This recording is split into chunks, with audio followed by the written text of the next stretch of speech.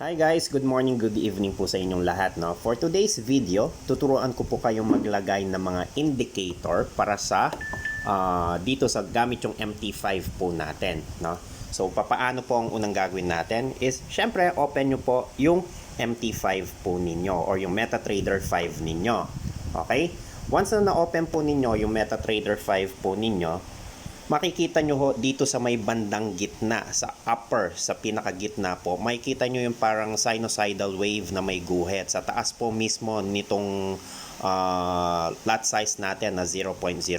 So, dito ho kayo maglalagay ng mga indicators. So, i-click nyo lang po yan. No? So, once na na-click po ninyo, ito ho yung lalabas. Okay, yung main chart po ninyo. So, ano-ano yung mga idadagdag ho ninyo dito. So, most of the time, ang mga ginagamit nating mga indicators is yung RSI or yung Relative Strength Indicator as well as yung Moving Average na indicator. So, ang una po ninyong gagawin is magdadagdag po kayo. So, click nyo po itong letter F na may plus sign na bilog. So, click and then hanapin po ninyo yung RSI or Relative Index Strength, which is this one. Yan, click lang po ninyo. And then, kung papalitan ho ninyo yung mga colors or yung mga levels po niya, no, you may do so. Dito sa level natin, normally 3070 po yan. Okay? Once okay na ho kayo dyan, click nyo lang po siya. And then, yung pixel po or yung style, no, ito naman yung color na pwede nyong i-edit. So, nasa inyo po kung anong color ang gusto po ninyong i-edit or kulay na piliin. Okay? And then, as well as yung kapal po niya, pwede ho ninyong i-edit yung kapal niya. So, again, nasa inyo po kung anong ring time frame ang gusto po ninyo dito. Okay? So, normally, yan po yung mga default settings na sinusundan natin. Then, once you're done, i-click nyo lang po yung save, no? So, nasa inyo po kung gaano kaayos yung gusto ninyo or kung ano yung mas suitable sa paningin po ninyo. No? So, once okay na po sa inyo lahat, so naka 14 po yung period ko and then apply to close, save, click save lang po. Once na na-click nyo po yung save, ayun, lalabas na po yung indicator window number 1 ninyo. So, pag bumalik ko kayo sa chart, click nyo lang itong back arrow sa upper left corner. Ayun, so makikita nyo na ho dito sa ilalim na portion ng inyong chart yung RSI natin na indicator or Relative Strength Index. So mainly ang tinuturo ho nito kung saan papunta yung trend natin.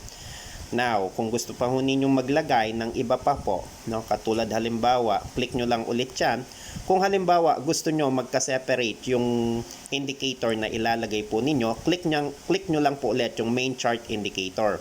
So, yan. So, halimbawa, moving average naman po ang ilalagay natin. So, etong moving average is tinuturo po niya yung trend ng chart natin. So, moving average. So, ang period natin, palitan natin ng 200. So, meaning, every 200 candlesticks po, yung babasahin niya. Papakita niya kung ano po yung trend natin.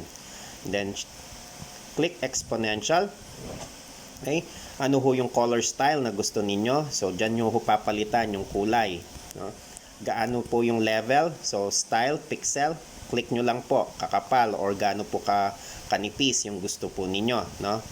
So, yan. And then, yung color, pwede rin nyo pong palitan dyan sa style po mismo.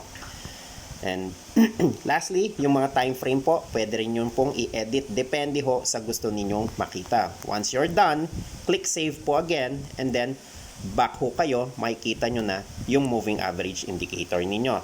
No? Para makita ho ninyo yan, nasa main window po siya, nasa chart po.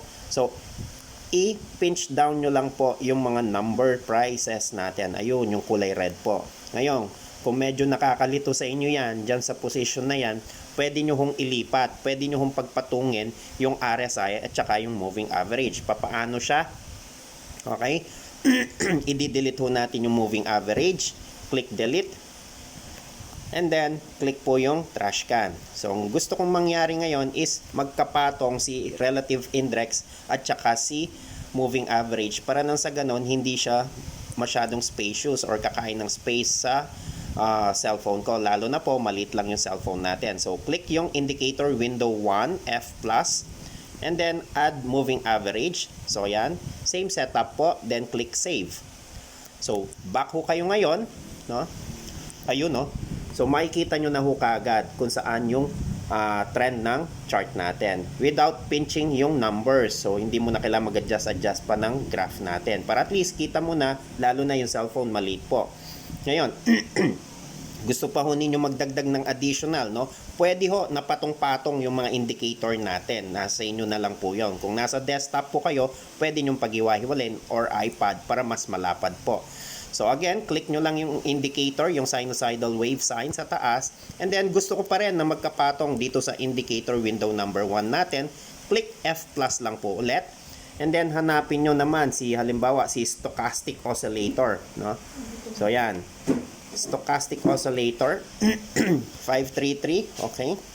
And then again, pwede nyo rin pong palitan ng kulay yan or yung kapal ng linya po mismo. So eto ho, click nyo lang yung color. Kung satisfied na ho kayo dyan sa mga kulay na yan, palitan natin to kasi red na si moving average natin, green, and halimbawa pink. Yan, no? So if okay na ho kayo dyan, no? Level natin 2080, okay na po yan. Time frame, okay na rin yan. So most of the time nakaset na po into default, no? So click save lang po again. Then makikita nyo nasa window 1, indicator window 1, yung tatlong indicators natin kung saan papunta yung chart natin. Pag kinlik ko si back, ayun, no? So patong-patong na po sila ngayon. So be sure na magkakaiba ang kulay para at least hindi ho kayo nalilito, no? Kung sanay na ho kayo na ganito na patong-patong, better para at least kita ho ninyo mismo sa cellphone ninyo kung saan yung movement ng trend natin, ng chart natin mismo. If medyo nalilito pa ho kayo, pwede nyo hong pag-iwa-hiwalin itong mga indicator na to. Alright?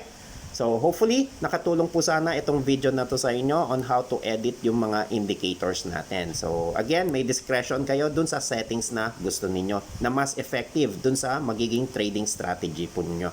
Again, this is Coach Sunny and thank you po.